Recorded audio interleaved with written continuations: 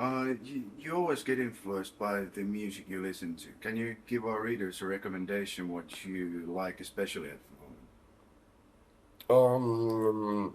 The latest Massive Attack album, the whatever it's called, that's a good one. And what else? The solo album from Mark Lanigan called Field Songs, and reggae album from Fred and Dread. That's a good album. African Chant. Oh, right. Many of your fans are young girls who tend to get very excited when you come around. Has that ever been? Well, it's basically it's good if there's people excited. That's what we do music for. And it's easy. I don't have the strength to sort of like learn any good new pickup lines. So it's easier for me just to sing in a band and people come over and tell me how beautiful I am. I'm really happy about that. All right. The popularity of heartogram, especially as a tattoo motif, is rising.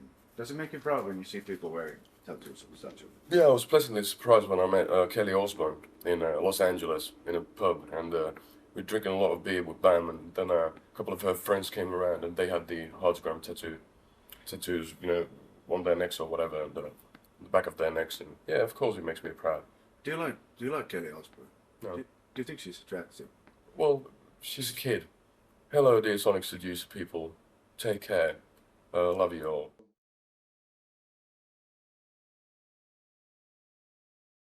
When recording the album, I mean, you usually are influenced by the music you listen to. Is there any special influence that was dominating this record No, for you? No, no, no. That's pretty strange actually. There wasn't any like it was more like we were influenced by the all the experiences we had from the past and all the people we met and all these producers and whomever people we came across. And I think it was more concentrating on what's essential for him instead of ripping every idea from you if you fall in love with the Brian Eno album. And then okay, I want it to sound like Brian Eno, and then you put some Brian Eno bullshit there. It was more like being more sensible and being more more solid in making to make it more like an him album and to figure out what's good in him, not what's good out there. What's good in us and what we've learned. And the people always underestimate that. This mainly because of Healy, because guitar has always been a driving instrument. Yeah. It is.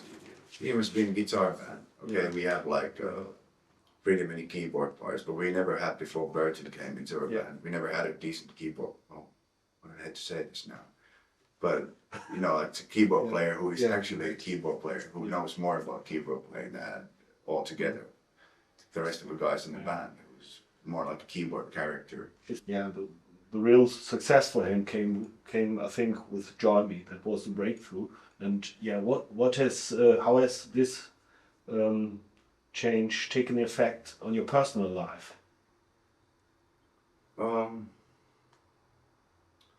I don't know. I don't think the amount of your personal happiness comes out of a sold copies. It was nice, and it it gave us a great opportunity to do things. Because it was such a big success, and we could go to places and we could concentrate on music like full time. And it's like there's so much luck and everything. I think from a Razorblade Romance, the Join Me was never my favorite track. So if you ask me what's the first single, what would it be? It wouldn't be Join Me. So it's like a kind of a thing that I believe is pretty much involved luck and right timing. So it was a lucky call. I can't take credit for that. Yeah, the heartogram symbol has become something like a pop icon, like Hugo from Einstürzende Neubauten or the Sisters had, and many people let themselves make tattoos. So does that make you proud or? Yeah, it does. Yeah, it's something like heartogram is like it's like a symbol of something more than him. It has always been for me, you know, like it's something, oh, sorry. It's something that symbolizes what's good in him. And at the same time, it symbolizes, you know, what's good in human being. It's more a symbol of us as human beings than a symbol of him, the band. So in that sense, I'm glad, you know, like,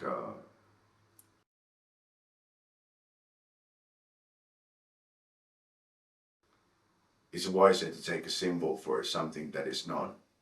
It's, you know, like you can write yourself like Bon Jovi here, or you can take a symbol that means something, you know. In that sense, I think it's smarter to take a heartogram tattoo than write, you know, like the name of your girlfriend here. Because it symbolizes, well, probably most of the people don't know, and it symbolizes different things for everybody.